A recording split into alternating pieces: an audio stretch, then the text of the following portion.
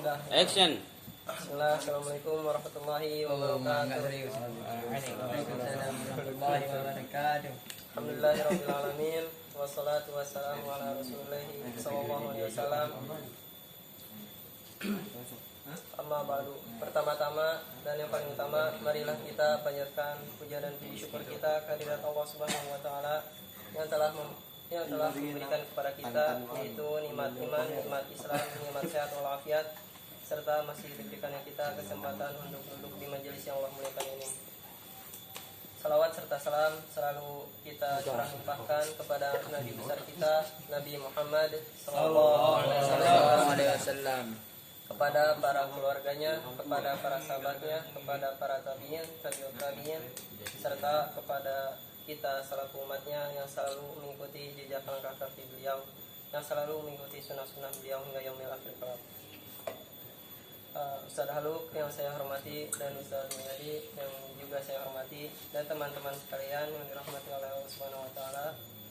Pada kesempatan kali ini saya sebagai moderator akan membawakan acara yang pertama, yaitu dibuka dengan pembacaan basmalah bersama-sama, dan yang kedua yaitu acara penyampaian materi yang akan disampaikan oleh Ustaz Mulyadi, dan yang ketiga yaitu pembacaan doa kafaratul majlis. Langsung saja kita masuk ke acara yang pertama, yaitu pembacaan basmalah bersama-sama. Bismillahirrahmanirrahim. Dan acara yang kedua yaitu penyampaian materi yang akan disampaikan oleh Ustaz Mulyadi. Kepadanya kami persilahkan. Bismillahirrahmanirrahim. Assalamualaikum warahmatullahi wabarakatuh. Waalaikumsalam warahmatullahi wabarakatuh. Alhamdulillahilladzi khalaqal mauta wal hayata liyabluwakum ayyukum ahsanu amala wa huwal azizul ghafur. Asyhadu an la ilaha illallah wahdahu la syarika lah wa asyhadu anna Muhammadan abduhu wa rasuluhu amma ba'd. Allahumma shalli ala Muhammad wa ala ali Muhammad. Syukurlah yang dirahmati Allah Subhanahu wa taala, alhamdulillah di sore hari ini kita bisa bertemu ya. Jarang-jarang saya ngobrol di depan teman-teman, dan semoga ya semangat untuk terus memperbaiki diri, semangat untuk terus menambah Safatul Islamiyah itu terus membara, tidak padam, dan dijaga nyala semangatnya itu. Ada waktu beberapa menit ke depan sampai menjelang sholat asar, insyaallah ya. Sampai asar nggak apa-apa ya? Apa? Baik. Ya.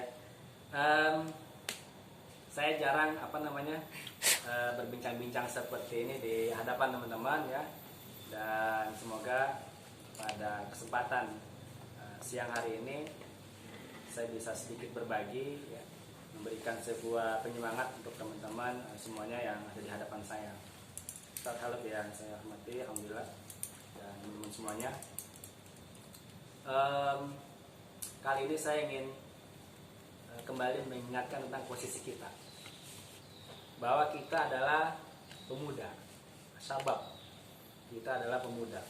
Maka pemuda itu hendaknya berbeda dengan anak kecil, itu yang pertama. Pemuda juga hendaknya berbeda dengan orang yang sudah sepuh. Namun terkadang ada banyak pemuda hari ini itu sama seperti dengan anak kecil, bahkan sama dengan orang yang sudah sepuh. Nah, saya ingin mencoba untuk menyampaikan ini penting karena saya berhadapan dengan para pemuda. Dan semoga pemuda yang ada di hadapan saya ini adalah sejatinya seorang pemuda. Tidak hanya kemudian terlihat pemudanya ketika sedang bermain futsal. Tidak hanya keluar pemudanya ketika sedang bermain bola voli. Tidak saja keluar pemudanya ketika sedang bermain bulu tangkis. Karena seorang kakek-kakek yang sudah sepuh rasa-rasanya sudah bermain futsal. Hanya pemuda yang bisa bermain futsal. Nah, tapi pada sisi lain saya ingin kita menjadi sosok pemuda ya, yang luar biasa tangguhnya dalam setiap sisi kehidupan kita hari ini.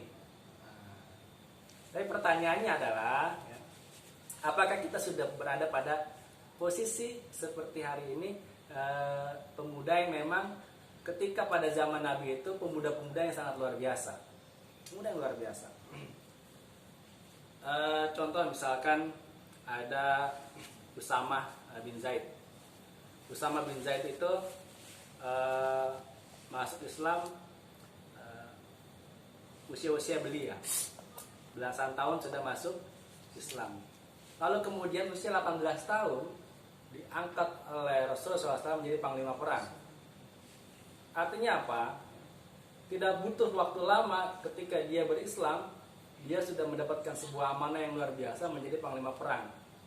Yang di bawahnya itu ada sahabat-sahabat Nabi yang juga sangat tangguh. Ada sahabat-sahabat Nabi yang juga orang-orang yang memang sangat terpandang, cerdas. Pengorbanannya, kegigihannya ya, tentang pengorbanannya kepada Islam itu nggak perlu diragukan. Ada Abu Bakar, ada Abu Bakar, Umar bin Khattab, luar biasa. Tapi kenapa yang ditunjuk itu Usama bin Zaid? Orang yang kemudian belum lama masuk Islam, 18 tahun. Sementara kita sudah berislam dari kita lahir bersama kedua orang tua kita sholat kita diajak, orang tua kita ke masjid kita diajarkan kita tentang kebaikan, disuruhnya kita mengaji dan seterusnya. Bahkan kalau kemudian hari ini kita mondok, itu bagian daripada salah satu mungkin dorongan dari orang tua. Ketika bukan dorongan maka kita nggak akan ada di sini. Artinya orang tua tidak akan pernah mengizinkan kita berada di sini. Ini luar biasa. Kita sudah berislam sejak lama, tapi kemudian ada sahabat-sahabat Nabi yang baru saja berislam itu sudah diberi kepercayaan yang luar biasa. Jadi memimpin perang. Zaid bin Sabit itu masuk Islam 11 tahun. Tapi kalau kemudian menjadi sosok yang sangat luar biasa. Dia yang sampai hari ini hanya ada Mus'ab. Dia kemudian merangkai wahyu Allah itu menjadi sebuah Mus'ab ketika kemudian diperintahkan pada zaman Utsman bin Affan. Zaid bin Sabit yang kemudian merapikannya, menulis dan seterusnya. Luar biasa, sosok pemuda. Kemudian ada Ibnu Abbas. Ibnu Abbas itu ketika Umar mengajak Ibnu Abbas, sosok anak-anak muda berkumpul bersama pembesar-pembesar Quraisy, protes pembesar Quraisy. Hai Umar, kenapa Ibnu Abbas diajak? Apa jawaban Umar bin Khattab? Dia nampak kecil tapi pemikirannya sama seperti kita. Luar biasa. Dan kemudian Ali bin Abi Thalib masuk Islam, ada perbedaan pendapat, ada yang 9 tahun, ada yang mengatakan 10 tahun ya. Ada 8 tahun.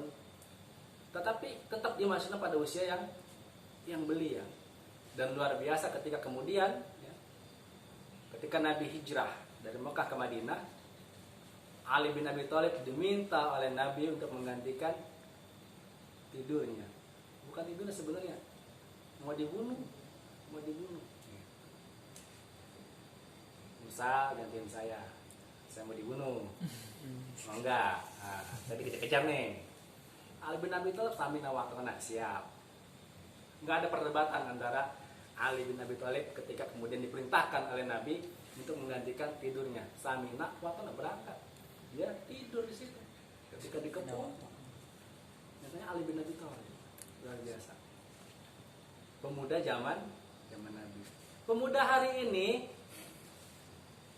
kalau antum melihat itu medsos ya, kalau antum melihat itu TikTok ya, salam dari Binjai ya, itulah pemuda hari ini.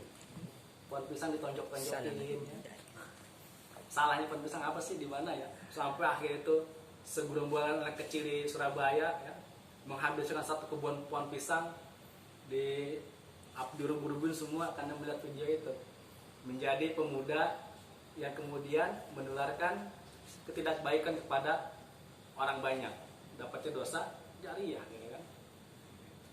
Kalau kemudian pemuda yang urat malunya sudah pada putus, luar biasa kan. Joget-joget TikTok, laki-laki perempuan laki-laki, begitu kan nggak malu-malu, ngeprank sana sini. Itu pemuda kebanyakan. Kalau antum lihat video prank itu kebanyakan orang-orang muda. Padahal ngeprank ini nggak boleh di dalam Islam tuh nggak boleh.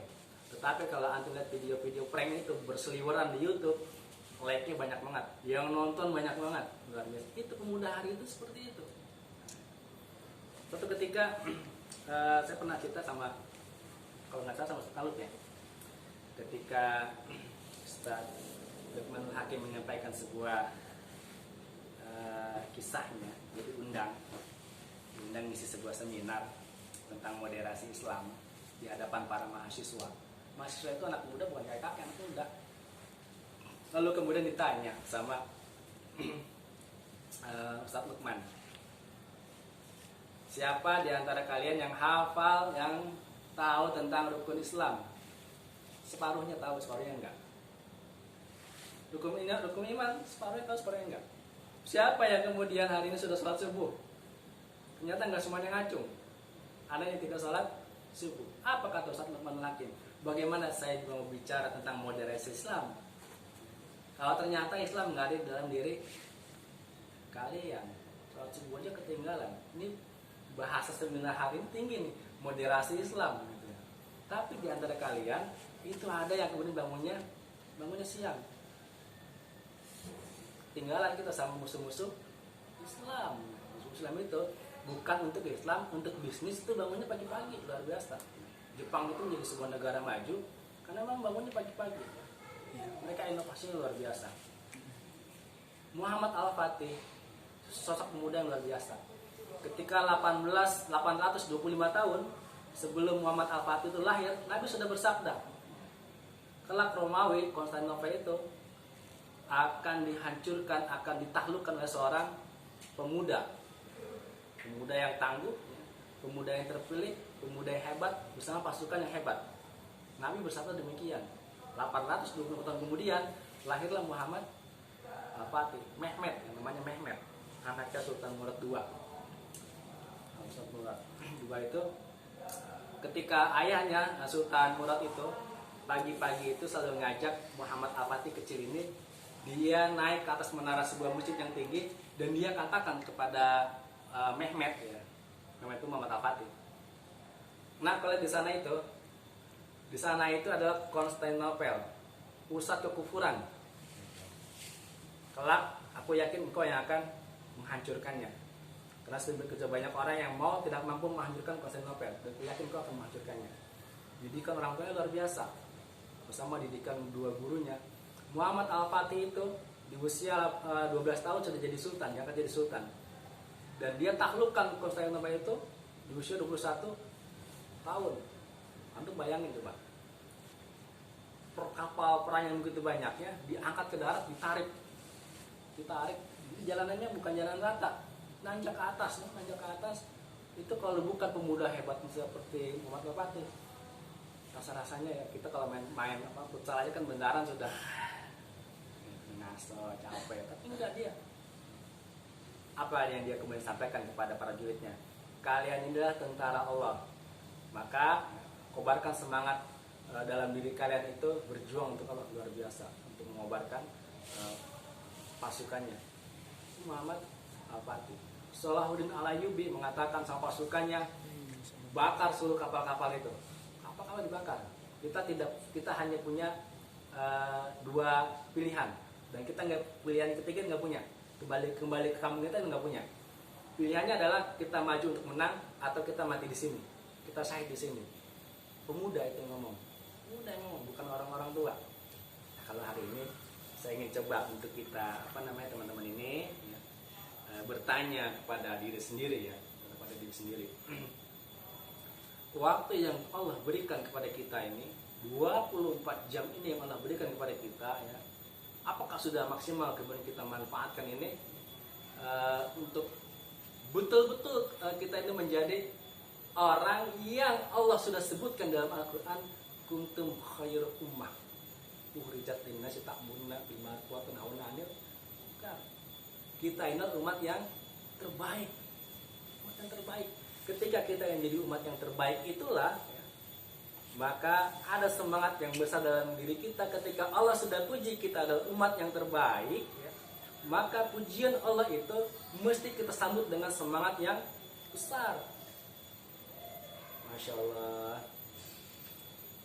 Qasim luar biasa. Pak Jokowi ngomong gitu, Qasim luar biasa ya, dapat sepeda, luar biasa. Dipuji Pak Jokowi luar biasa. Ini media depan TV masuk TV. Tapi Allah sudah puji kita ya. Rob yang menguasai seluruh alam ini, memiliki jagat raya ini, dan pujian ini luar biasa.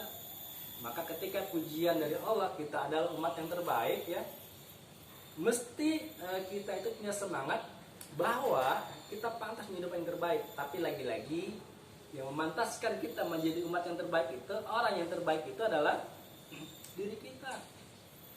Dan kita tidak akan pernah menjadi orang yang terbaik ketika kemudian, ini kan pilihan ya. Ketika kemudian tidur kita lebih banyak ya, kalau kemudian istirahat kita lebih banyak ya. Muhammad Al-Fatih itu, teman-teman ya, Muhammad Al-Fatih itu sejarah menyebutkan ya, As-Salabi itu dalam bukunya, termasuk juga Felixio, ini dua orang yang membuat buku tentang Muhammad Al-Fatih ya, menyatakan bahwa Al-Fatih itu adalah pedang malam. Kenapa dikatakan pedang malam? Sholat malam itu nggak pernah ketinggalan. Malam nggak pernah ketinggalan.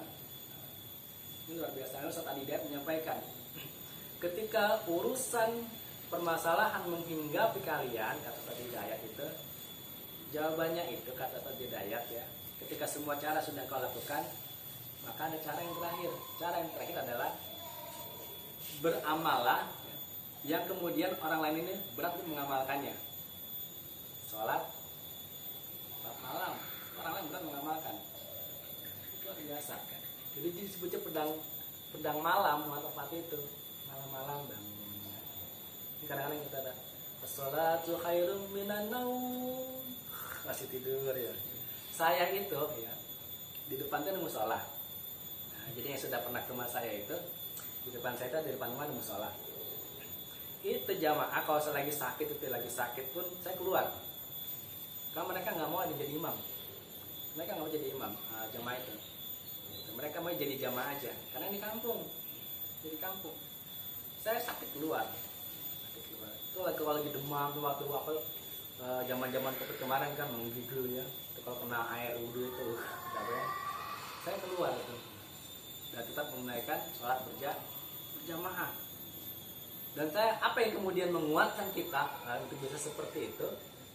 Karena sesungguhnya orang-orang terdahulu itu luar biasa. Orang terdahulu itu luar biasa. Kalau kita baca sirah itu, baik itu sirah Nabi maupun sirah sahabat, atau ada buku 60 sahabat hebat itu luar biasa kita dibaca tuh ya. Membakar semangat kita ini nggak ada apa-apanya. Saya ketika ngasih bantuan ke Citerep itu, saya ketemu dengan seorang ibu-ibu. Dia punya penyakit kelebihan sel darah putih.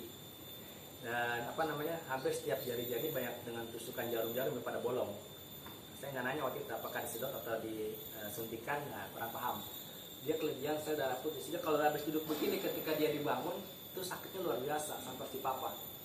Yang menarik buat saya adalah dia masih buka pengajian untuk 40 orang anak-anak secara gratis. Lebih tua dari saya, ibu ini lebih tua dari saya. Dan pengajian itu dimulai dari habis sisa sampai dengan jam 9 malam. Saya tanya, ibu kenapa bersemangat untuk mendidik anak-anak? Saya tidak bertanya kenapa ibu tidak mencari guru aja, karena saya tahu ibu ini nggak punya kelebihan harta. Dia yang punya ilmu dan tidak keterbatasan. Jawabannya sederhana. Saya khawatir ketika saya kembali kepada Allah, saya ditanya, ada anak-anak ya di sekitar rumah nggak bisa ngaji, kenapa diem aja? Dan situ punya ilmu, kenapa diem aja? Ingat ketika malaikat Jibril menyampaikan pesan kepada Nabi Muhammad, ada 3 pesan yang disampaikan malaikat Jibril, yang saya rasa pesan ini juga bukan hanya buat beliau, tapi buat kita sebagai umatnya. Apa kata malaikat Jibril? Malaikat Jibril menyampaikan, hiduplah sesukamu, karena sesungguhnya engkau akan mati. Berbuatlah sesukamu, karena engkau akan dimintai pertanggungjawaban. Cintailah apa yang engkau suka, karena engkau akan berpisah. Artinya apa? Arti dari sini kita tahu bahwa ya, kalau kemudian kita mau berbuat sesuka kita, ini suka-suka saya, suka-suka saya. Saya mau males kayak gitu. Saya mau apa namanya masbuk misalkan ya, mau masbuk itu suka-suka saya, itu pilihan saya. Tapi di belakangnya ada kalimat tambahannya, kelak akan dimintai pertanggungjawaban. Karena kan ada hadis yang mengatakan gunakan masa mudamu sebelum datang masa tuamu, gunakan masa sehatmu sebelum datang masa sakitmu, gunakan masa kayamu sebelum datang masa miskinmu, gunakan hidupmu sebelum datang matimu, gunakan waktu luangmu sebelum datang waktu sempitmu. Nah, di sini luar biasa nih, lima hal ini kalau kita betul-betul paham nih, wah, kita jadi muslim yang hebat,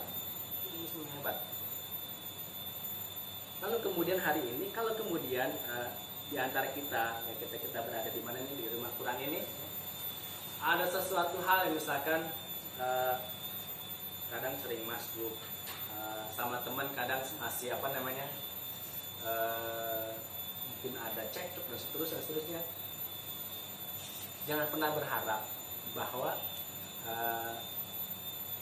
hari ini orang-orang yang gak suka dengan Islam itu mereka bersedih, mereka bahagia. Ingat, Islam itu ketika kekhalifahan Turki Utsmani tahun 1924 itu hancur, lalu kemudian ada Kemal Atatürk itu kemudian lahir, sekulerisme luar biasa, terbitlah hadirlah dua peradaban pada waktu itu. Saya bicara sejarah nih, karena memang kita harus ngerti sejarah. Muhammad Al-Fatih itu banyak bahasa, dia ngerti sejarah. Kelemahan umat Islam hari ini adalah ketika dia nggak tahu sejarah masa lalunya. Kalau kita tahu sejarah masa lalu Islam itu begitu hebatnya, maka kita kan jadi orang-orang yang hebat. Gitu. Ketika Turki Utsmani itu runtuh, ada dua yang kemudian timbul pada waktu itu, gerakan Islam yang luar biasa. Yang pertama Abul Ala Maududi tahun 1963. Lalu kemudian ada Ikhwanul Muslimin di Mesir. Ini di Pakistan, yang ini di Mesir. Ikhwanul Muslimin Hasan Al-Banna, Al-Maududi Jamaah Islamiyah, bukannya teroris nih ya, Islamiyah. Dua ini luar biasa. Tapi yang dua ini punya karakteristik yang berbeda. Ikhwanul Muslimin ya, tidak figuritas. Artinya kalau ketika Syekh Hasan Al-Banna itu syahid ya, itu penulisnya jalan. Tapi ketika Al-Maududi wafat, mereka nggak ada pemimpinnya. Dan sampai saat ini Jamaah Islamiyah itu belum lahir kembali. Soal tentunya masa kemasan Utsmani pada waktu itu. Dan kalau kemudian itu tidak kita hadirkan, siapa lagi? Sementara hari ini, pemuda hari ini, yang kita lihat hari ini kebanyakan. Coba penonton sepak bola itu berapa banyak tuh? Hampir, luar biasa banyak nih. Bolanya jam berapa mainnya? Maghrib sampai dengan Isya. Maghribnya lewat itu, karena mereka maghrib main 45 menit, istirahat bentar main lagi. Isya lagi masih main bola. Luar biasa. Penontonnya pada sholat enggak kan, pada nggak sholat. Jadi intinya adalah ghazul fikrinya itu, perang pemikirannya itu hari ini itu luar biasa. Kita memang tidak dijajah dengan apa namanya senjata-senjata yang nampak. Kita sedang dijajah dengan perang pemikiran yang hari ini tanpa kita sadari ya, di sebagian umat itu sudah menjadi korban-korbannya. Nah, pertanyaannya adalah apakah kita menjadi bagian dari korbannya? Ada banyak kemudian anak-anak muda hari ini ya, betul dia belajar Al-Quran, betul dia mengaji, betul dia kuliah, tapi ternyata hanya untuk dirinya sendiri. Kalau masuk surga itu anaknya ngajak orang, jangan mau masuk surga sendiri, ngajak orang. biar syafaatnya semakin banyak. Ya teman-teman ya. Gimana ya? Lagi ya. Terasa dari tiga. Nah jadi buat teman-teman ya, ini kita satu keluarga. Saling mengingatkan itu adalah sebuah kebaikan. Ketika ada orang yang mau mengingatkan kita, saya termasuk orang yang jarang orang mengingatkan saya, benar. Jarang orang yang menasihati itu jarang. Makanya saya kalau ada apa kajian-kajian itu kadang-kadang pengen datang ya, karena jarang saya diingatkan. Nah, ini loh, ini ada nasihat buat antum, jarang saya begitu ya. Ketika ada orang yang ingin menasihati, maka dia seperti Umar bin Khattab. Ada kayak menasihati hal ini. Itu jangan kita tersinggung. Seseorang menasihati saudaranya itu karena dia cinta. Seseorang menasihati saudaranya, mengingatkan saudaranya itu karena dia sayang. Karena kelak ketika kita kembali kepada Allah Subhanahu wa taala, kita akan saling mencari satu dengan yang lainnya. Rosim yang mencari di mana ini Mursal ya, saya belum melihat gitu. Ya Allah di mana Mursal gitu. Di mana Ustaz? Ya, di mana ini di mana? Gitu. Ukhuwah itu ke bawah sampai dengan ke jannah, bawah sampai ke sana ke akhirat di bawah. Jadi buat teman-teman, ketika kemudian ya ada yang menasihati, berterima kasihlah kepada orang yang menasihati. Antum ya, kalau sebelum kajian bisa bangun dulu di dunia gitu. Jadi ada orang ketika dia awal bangun subuh itu susah, sampai dia beli jembeker itu 10. Beli jembeker 10, betul dia beli jembeker 10. Jadi semuanya bunyi bareng, kring gitu. Sampai kemudian satu dia matikan, tinggal 9. Sisa 1, kring. Sampai akhirnya dimatikan. Dan dia akhirnya bangun sendiri sebelum azan itu berbunyi. Jadi dia berazam, sudah berazam. Saya harus bangun sebelum azan ngebangunin saya. Gitu. Jadi sebelum azan ngebangunin saya bangun duluan. Seperti itu. Saya itu kan bukan anak pesantren, saya bukan anak pesantren. Nah, tapi kemudian ke depan itu hari ini itu kebiasaan kita hari ini itu akan menjadi kebiasaan kita di hari yang akan datang.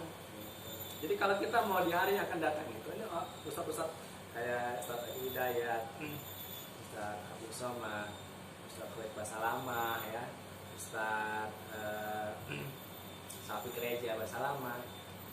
Itu dulu tuh mereka masih muda, orang-orang hebat yang sudah menggeluti dunianya karena sudah mempersiapkan dirinya untuk masa yang akan datang. Nah maka kemudian hari ini kalau kita tampilnya seperti hari ini, tampilan kita yang akan datang seperti hari ini, gitu ya. Jadi kapasitasnya ditambah ya, gitu ya. Kalau kita ingin menyiapkan sebuah, saya bilang kita mesti punya mimpi. Ke depan itu mesti kita bangun mimpi dari sekarang. Agar mimpi di depan kita itu sudah kita bikin dari sekarang gitu. Dan mimpi ini nggak akan bisa diwujudkan kalau kemudian kitanya itu banyak mencang-mencang kaki. Maksudnya mencang-mencang kaki itu adalah kita selalu kalah dengan teman-teman kita. Si ini hebat. Kalau teman-teman sebelahnya nih, ya, si kuasa punya kelebihan. Saya mesti bisa menyanyi drama itu. Tengok ke sebelah, si Opi punya kelebihan seperti ini. Jangan kemudian ini kelebihannya tidurnya panjang nih. Saya mesti contoh nih. Ya itu jadi contoh ya. Kelebihannya itu kita contoh gitu ya teman-teman, biar kita maksimal gitu. Kan kita ini kan sedang berada di dunia. Kayak di angkatan yang pertama itu ada yang buka rumah Quran, ada yang jadi guru ya. Abdul merintis jadi dagang ya, pedagang, kuliah juga jalan ya, dan seterusnya. Kalau ada orang-orang hebat di sekitar kita ya, sering-seringlah bertanya. Kalau ada orang-orang yang di depan kita orang hebat, sering-seringlah kita kemudian mencari informasi darinya. Belajarlah kepadanya, nggak perlu malu. Walaupun dia itu teman tidur kita di sebelah sana. Cari informasi itu. Antum tahu kapan lahirnya? Tahu lahirnya kapan? Nah, antum tahu ya. Gitu. Jadi seorang syekh mengatakan begini, engkau menjadi seorang muslim yang rugi kalau engkau naik bus di sebelahnya ada orang engkau nggak tahu namanya. Anda nggak tahu namanya, itu kita saya ini mengatakan udah jadi muslim yang rugi. Cuma nggak tahu nama teman duduk di sebelahnya, orangnya nggak kenal, diem mana aja, mungkin juga pasti tanya. Nah, sampai kali ini udah lama nih, nggak tahu. Makanan favoritnya belum tahu juga, belum. Makaroni. Kerupuk ada. Nah, jadi teman-teman ya, kita di sini satu keluarga. Hal-hal yang kurang baik ya, maka perbaiki. Kalau ada sering telat bangun subuh ya, rajin terus sudah